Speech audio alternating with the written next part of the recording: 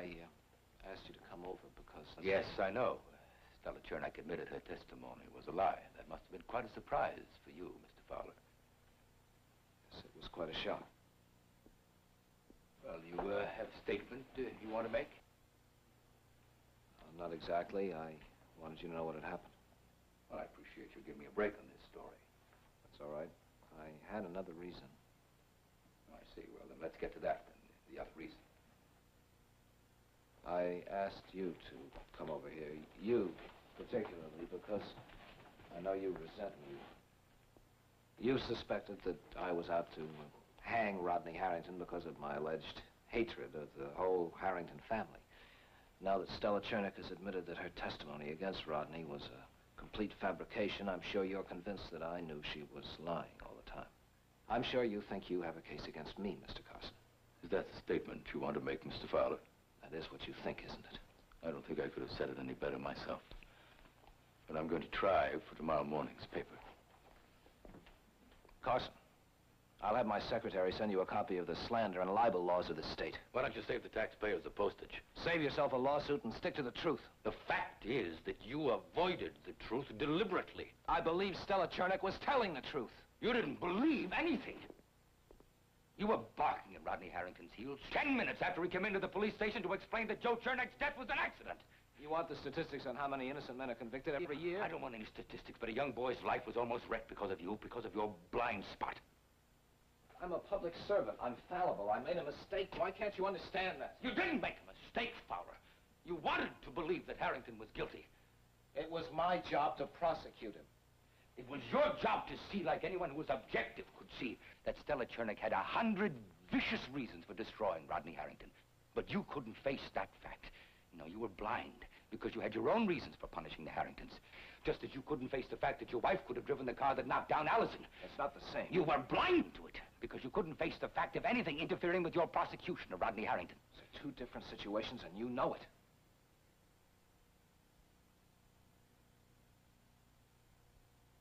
I've made a lot of mistakes in my career. Fortunately, this one can be corrected. Will be corrected. I'm going to go on making mistakes, whether I like it or not. No matter how hard I try in the future to avoid them, I'll make mistakes. And so will you. And if I have anything to say about it, you won't make any more mistakes. You won't have a chance to. You've got a defect, Fowler. That blind spot's a defect. And once the public that you serve finds out about it, they're not going to allow you to remain behind that desk. Because you're dangerous, Fowler. If you think you can force me to resign, you're a fool. You were wrong, Fowler. And anyone that's that wrong, something's got to be done about it. I'm going to do everything I can to get you removed from office. And I believe I can do it.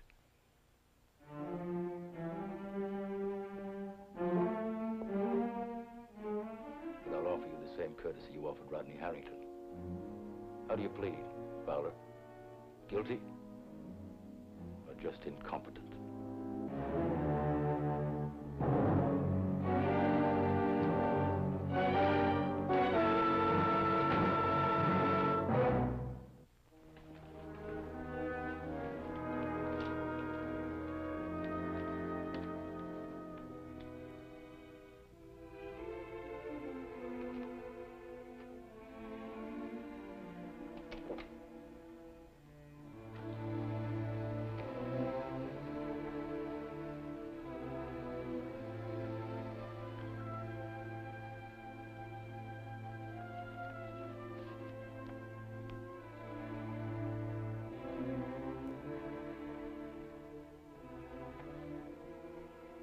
Signed statement.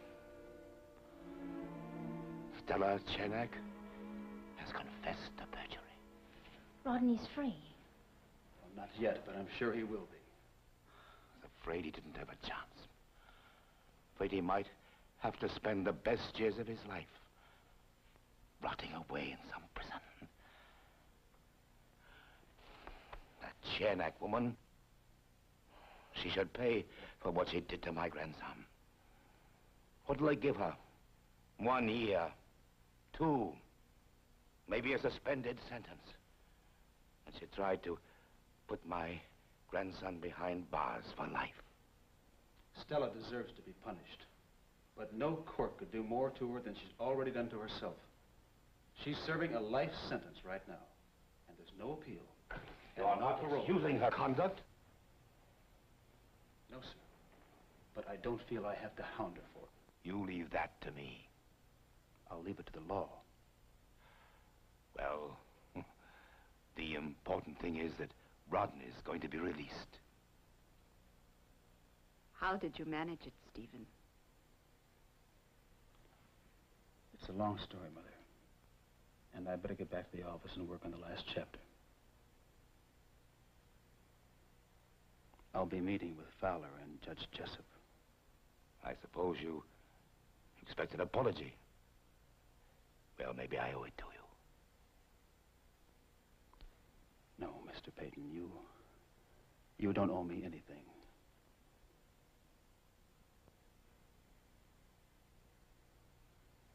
Well, as you said, the important thing is Rodney is going to be released. I'll call you after the meeting.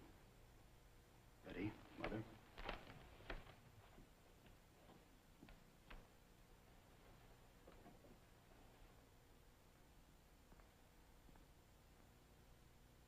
You owe Stephen a lot more than an apology.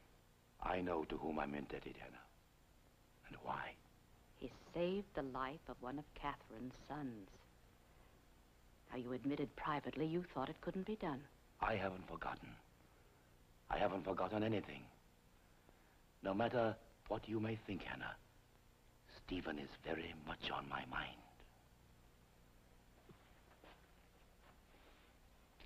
Can you be ready at 7:30? I could use some of that champagne. Mr. Peyton left me a little dry. Fine.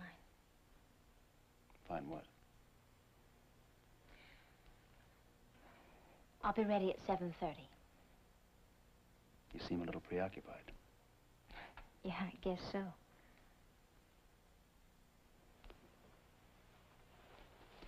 Betty Rod's going to be free now. It'll be different for all of us. How? You know perfectly well. When Rod was facing prison, it was safe for you to care about him. And I had no right to complain about it. Now I do. You've made your point. I wonder if I have. You know, I have a feeling that when I leave here, you're going to wait by that telephone to see if Rod calls you or Allison first.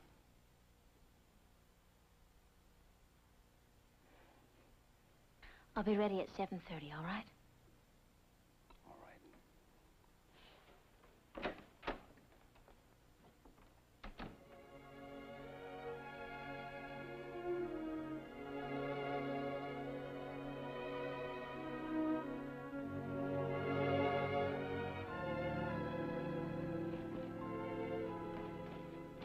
Is it true? Absolutely. I stopped by to congratulate Rodney. He says he wants to see you. How did it happen? Well, why don't you let Rodney tell you about that? Mother said Stella Chernick. Listen, Allison, Rodney says he wants to see you, so why don't you just get out of here? All right, all right. Goodbye, Mother. I found her in the library. She cried when I told her. Well, she has a right to. Elliot. Now, Connie, I admire your persistence and I love your stubbornness, but you have to know when to stop. Now, we've talked about this before, and my feelings haven't changed. John Fowler does not belong in office. He's got a defect, a blind spot, and I'm going to make the public aware of it. You're excited about this now. Your feelings are so strong. Maybe too strong. Don't you think you should wait maybe a day or two before you write this editorial? Connie, nothing is going to change my mind.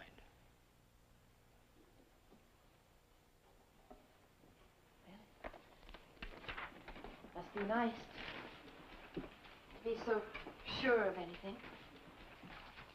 I'll attribute your sarcasm to the fact that you've had a long day.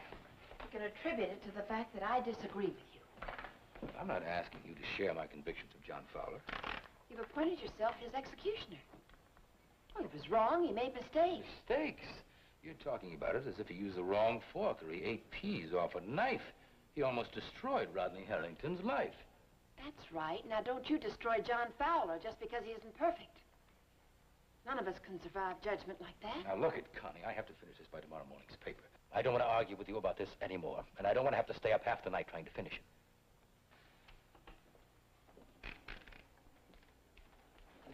You've got a blind spot of your own, Elliot. Drop it, Connie. I can't. Now, look, I've fumbled around a long time trying to find myself. Now I know what I want to do.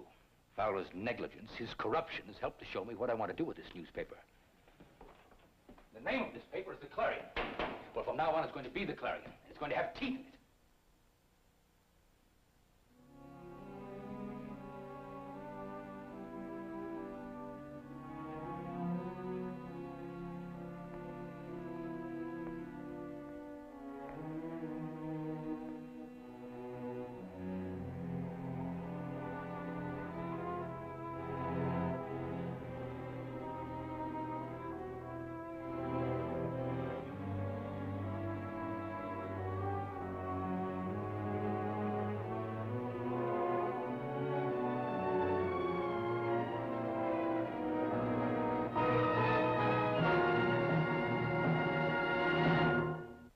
Preview from the continuing story of Peyton Place.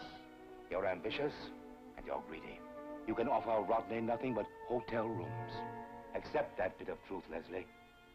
You're going to have to defend this editorial for a long time, so save your arguments. They get stale with repeating. I love you. Don't run away, Betty. Don't run away.